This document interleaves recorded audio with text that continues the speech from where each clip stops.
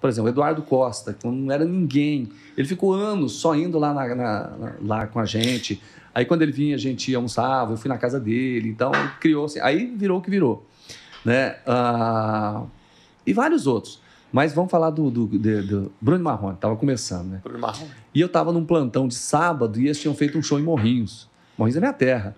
Aí eles chegaram lá em cima da hora, né? E todo artista, quando você chega para entrevistar, você começa a conversar com eles, falar de coisas aleatórias para quebrar aquele clima, né? E quando o cara está começando, você sabe que eles têm dificuldade da entrevista, né? E o Bruno Marrone não era diferente, né? Aí eu comecei a perguntar, vocês fizeram show lá, tal. E o Bruno sempre falava mais, né? Isso, a gente ficou lá e tal, acabou de madrugada. Que hora acabou o show? Acabou 3 horas. Falei, então, vocês dormiram lá? Não, nós viemos direto. Viemos direto, passamos ali, tomamos um café, visitamos minha mãe lá e viemos pra cá, né? Enquanto isso, só o Bruno tava falando, né? E eu não, só tinha aquela música Dormir na Praça. E aí, de repente, o Marrone começa a falar, né? Aí ele começa a falar e eu falei assim, nossa, Marrone, a noite foi terrível, você tá até rouca, você tá com a voz até prejudicada, porque você não dormiu à noite. Ela falou assim, não, minha voz é desse jeito mesmo, né? Eu falei, caramba, bicho. Aí eu falei assim, aí surgiu a voz do Marrone, né? Porque ele tava com a voz daquele jeito, né? A voz dele. Imagina ele sem dormir, chegando depois de madrugada lá depois do show, e como é que tava o estado da voz dele, né?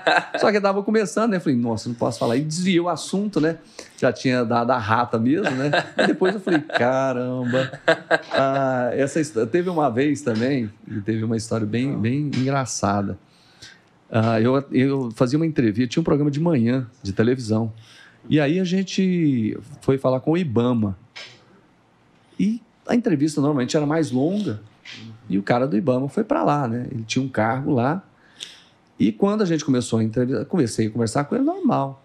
Quando começou a entrevista, ele começou a gaguejar. E aí tinha hora que ele, entendeu? Ele não conseguia sair, né? E aí eu falei, cara, eu tô enrolado, né? Ele tentava amenizar, esticava o comentário para ver se tal. E quando você passava a bola para ele, ele começava a gaguejar, né? Aí tive que encerrar a entrevista bem antes, né? Aí falei para ele, depois do intervalo, falei assim, por que você não avisou a gente? Aí ele falou assim, não, eu não sou gago, não. O problema é que quando eu fico muito nervoso, eu fico gago, né? Nossa, e assim, ele falou assim, isso é normal em mim. Se eu ficar nervoso, eu fico gago. Só que eu não imaginava que eu ficasse.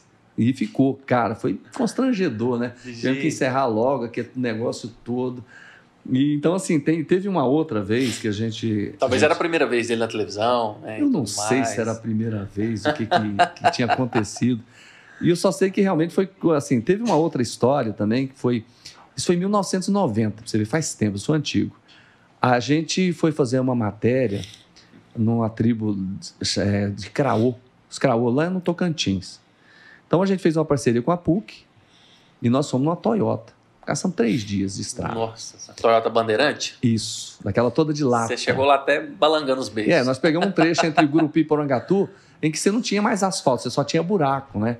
E nós fomos, né? A gente fazia comida no caminho, aí chegamos lá também, a gente fazia comida, porque os índios têm o jeito deles, né? Então a gente pegava, parava na beira de um córrego, né? Botava as pedrinhas lá, acendia um fogo e a gente fazia comida. Cozinhava batata, levava enlatado. Então isso a gente ficou 19 dias. Caramba. Só que a gente tinha ido para ficar uma semana. Só que aí tinha muito ritual que a gente foi pegando e nessa parceria tinha um professor que estava fazendo uma tese de doutorado sobre os Craô, né? Então, quanto mais evento tinha, ele queria ficar mais, né? E a gente gostando, tá, aquele negócio todo, e o pessoal liberou, só que aí o dinheiro acabou. Naquela época você não tinha, você não tinha como fazer transferência bancária, não existia aquilo naquela época. Você tinha uma conta no banco e acabou, era só naquele banco, tinha jeito. Aí não tinha como você fazer um DOC, alguma coisa assim, e a televisão não ia fazer também. Né? Para dar continuidade na matéria, no caso, né? Só que aí a gente tinha que voltar, né?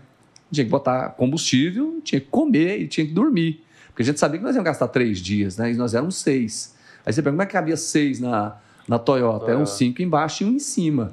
Quando eu passava na polícia, deitava, porque tinha muita coisa lá em cima, né? Ela tinha aquela grade, e assim a gente fez, né? E aí, naquela época, todo equipamento de captação de imagem também era muito complicado, tinha tudo completamente analógico. E tinha um médico que ele sempre gostava de contar a história dele. E era candidato, em 1990, candidato a deputado estadual, lá no Tocantins. Aí nós temos uma proposta para ele. Falei, olha, nós precisamos de X em dinheiro, que é para comprar o combustível, alimentação e hotel. Então, a gente se propõe a fazer um vídeo para o senhor, né, contando essa história toda, e só a troco disso, né? Pouca gente sabe disso que eu tenho que estar contando aqui agora, nem a televisão nunca ficou sabendo. E aí, rapaz, ele falou, ok. Exclusividades. E ele tinha uma câmera, né, uma M, não sei o que é lá, M1000, sei lá, um troço assim antigo, né? Então, a gente não tinha como editar. Nem ele tinha como editar, porque ele morava numa cidade chamada Itacajá, que era desse tamanhozinho, né? E não tinha nada, nada, na beira de um rio lá, ao lado dos índios, né? Aí a gente teve a ideia de fazer o seguinte, então nós vamos contar histórias, e eu não podia errar, né? Eu começava contando a história, aí eu combinava com ela, quando eu falar essa palavra aqui, você sai de mim, vai para ali, depois a gente volta, eu entro na imagem e a gente faz sem cortes. E vai emendando à medida que você vai gravando. Então a gente fez isso, cara, e eu não errei, né? E no meio da entrevista ele aparecia e contava. Eu falei, só pega e faz o seguinte, o senhor contrata um telão, você vai ter um comício com a história do senhor, gravada, coisa que ninguém tem aqui. E assim fez. Entregamos o vídeo para ele, sem erro, e ele deu a grana que a gente precisava. E aí o que nós fizemos? A gente veio, conseguiu abastecer o carro, dormir e comer, né? Então foi uma história assim, muito engraçada que a gente teve que sair, não tinha alternativa, né? Não tinha alternativa. E a grande pergunta, né? Vocês chegaram, você está aqui hoje, né? Será que ele ganhou a eleição com esse material? Não. Ele não ganhou. Eu acho que talvez seja pelo material. Não soube aproveitar, viu? Eu lembro do nome dele até hoje, cara. Luiz Vitorino. Médico lá. Luiz Vitorino. Ele contava que fazia parte na sala da casa dele, né? Onde ele morava lá. Era um negócio muito rústico, né?